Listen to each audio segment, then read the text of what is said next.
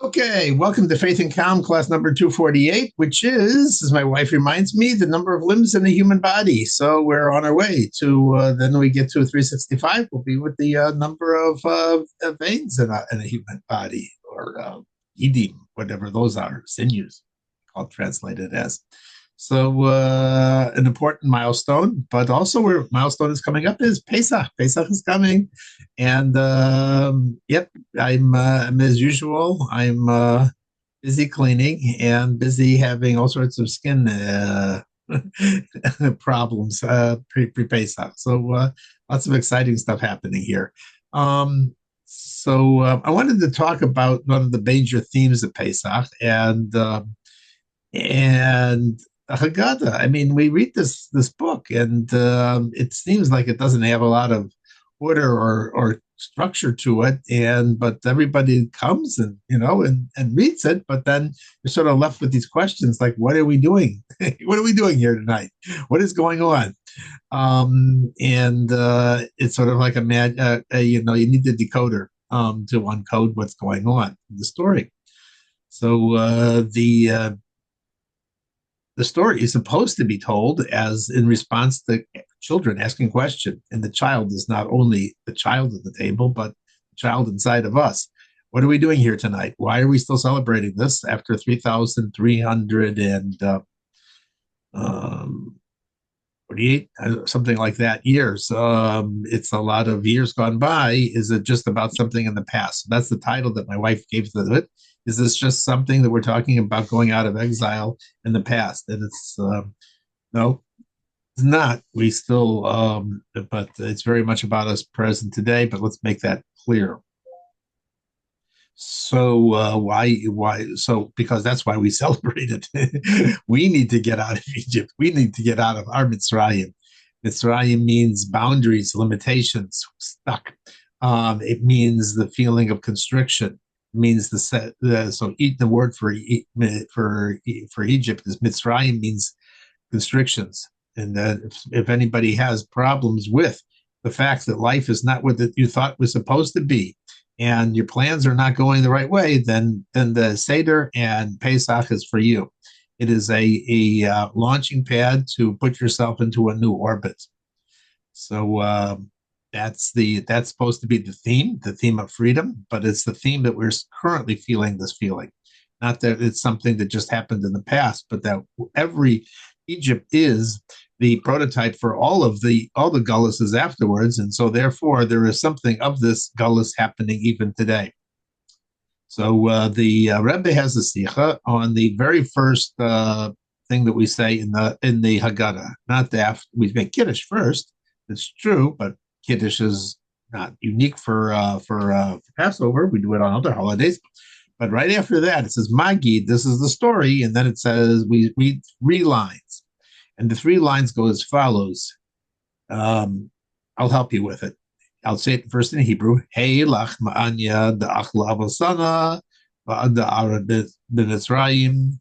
This is the bread of affliction that our forefathers ate in the land of Egypt. Okay. The Valley already has a question on that. It says, I thought that the whole point of the Seder is going out of Egypt. Why are we talking about that the Jews being in Egypt and eating matzah? And there's even no proof that the Jews ate matzah in it. There are some midrashim that say it, but it doesn't say it explicitly. But anyway, if I thought the whole point was the story was about going out of Egypt, and this is talking about Jews still being in Egypt and eating the matzah. And then it switches topics right away in the next sentence and talks about something else.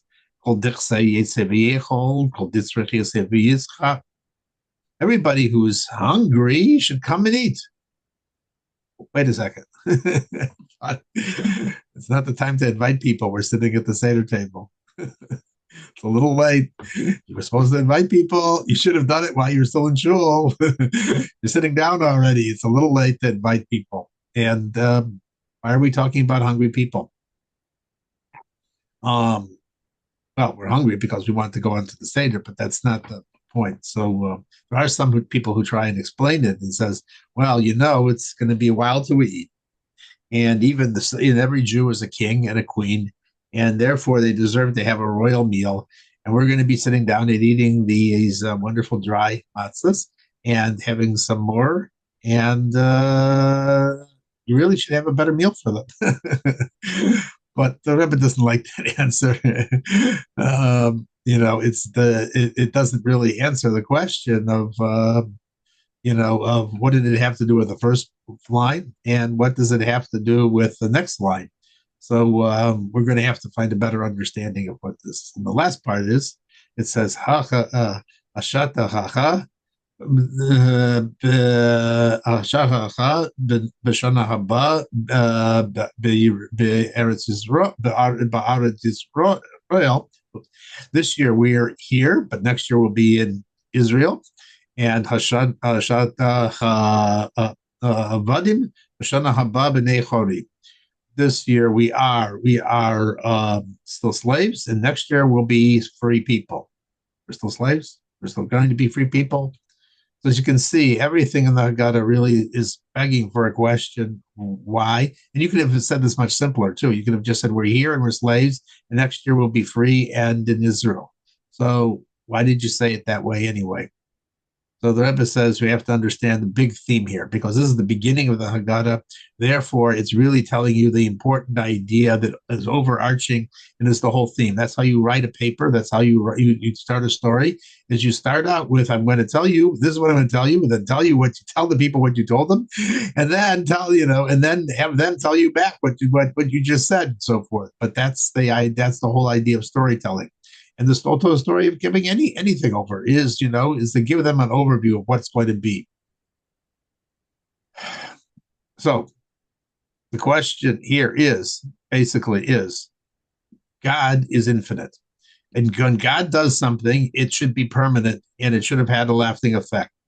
So therefore, when God took us out of slavery, took us out of Egypt, and took us out of our bondage, and took us out and made us a free people, and made us a nation, we should not be having these problems of people attacking us in our land. We should not have people who are starving. We should not have people who are sick. We should not have people who are ill. We should not have people with physical deformities, mental defections, and other kinds of stuff.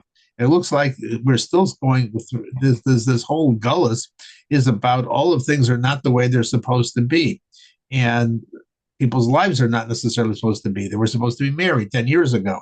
They were supposed to be, it was supposed to be a different plan. And it's not going that way. It's not turning out the way it's supposed to be.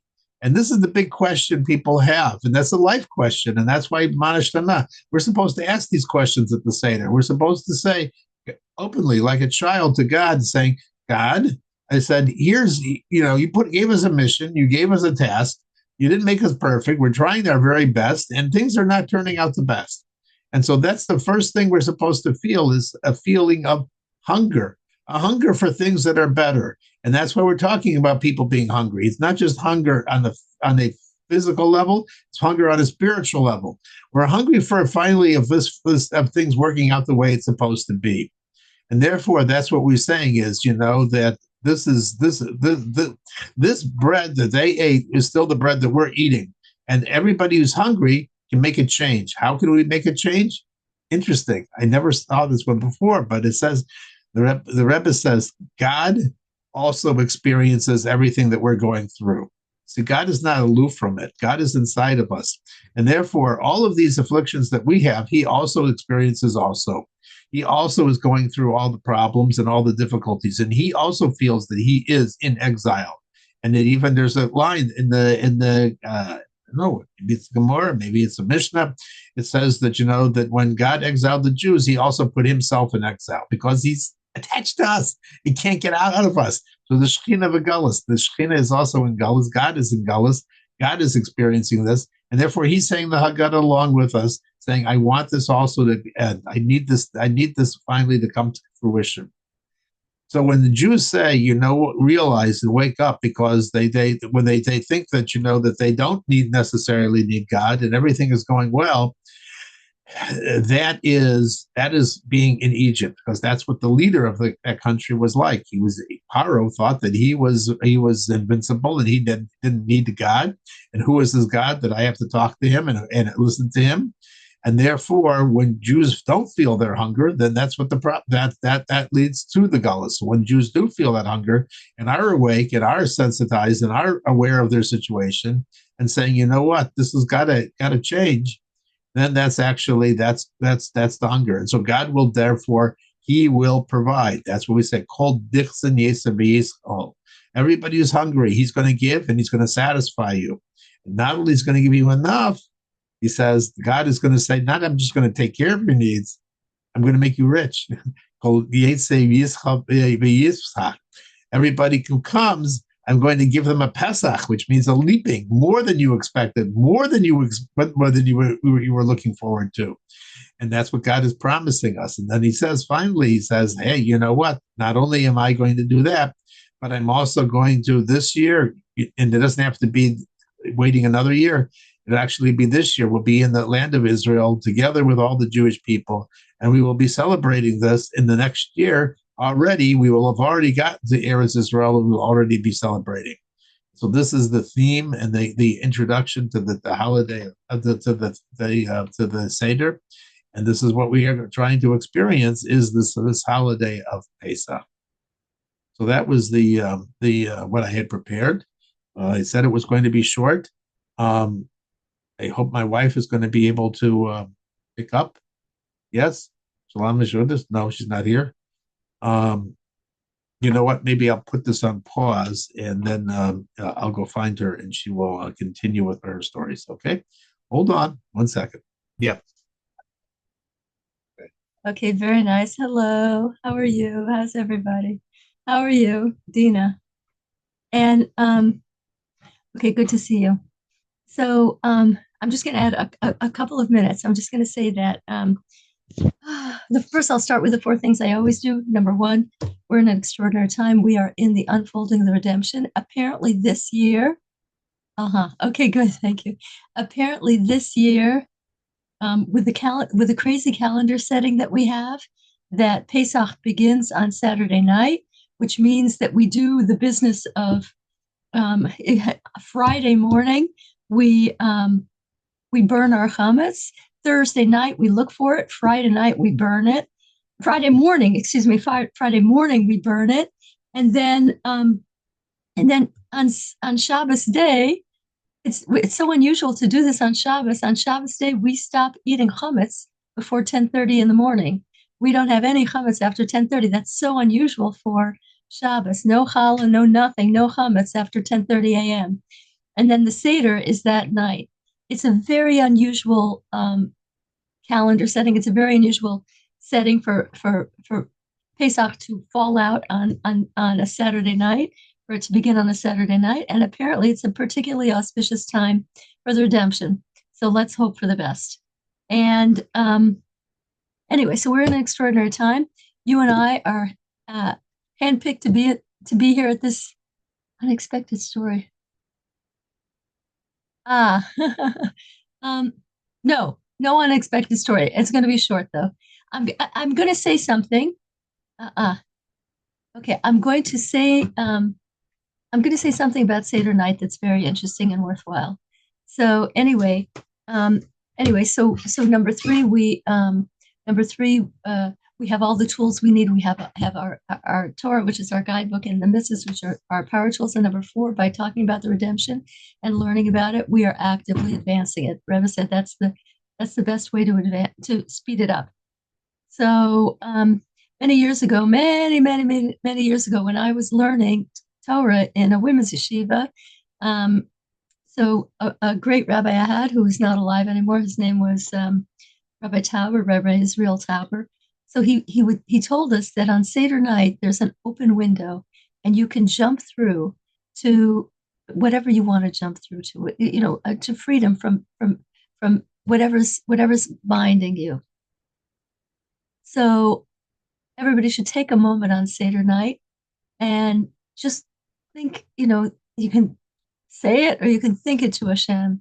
Please, Hashem, I want to jump through this. This has been holding me down for a long time. Please help me. And I have to say that I've done it for many years.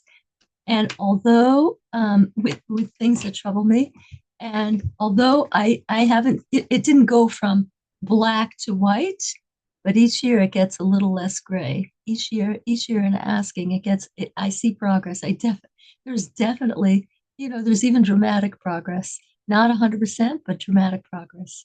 And so anyway, I suggest we all take advantage of it. And what was I just going to say? Um, oh my gosh, it just flew out of my head. Um, it completely flew out of my head what I wanted to say. Um, okay, so is that interesting? It must mean that I have to end here and go back to cleaning because I have so much to do. Um, uh, really, that's really something. Um, okay, I'm going to end here because that this is also from Hashem that I can't remember what I wanted the little thing I wanted to say, but the most important thing is that is that we realize that Seder night is an active, spiritually active night, and we can gain tremendously on that night. This is what I wanted to say. And all the cleaning for Pesach beforehand, it's good for you. It's just so good for you. And it's not a chore that has to be done because of a technicality, because we're not allowed to have chametz. We're not allowed to see, own, or find chametz in our house. You can sell some chametz and you can sell it. In fact, all Jews do that. Not all Jews, but if you know what you're doing, you sell your chametz before Pesach, and you can lock it up in something in your house. You can tape it up behind a closed cabinet. But well, um, but the cleaning itself is good for us. The cleaning itself somehow cleans something in the neshama. It's a whitening process. It's a cleansing process, and it refines and elevates the Jew. So I'm going to say and happy cleaning, and may we taste the ultimate redemption this Pesach. And we will have a class next week, God willing. And I'm going to turn off the recorder and I'm going to ask if anybody has anything that they would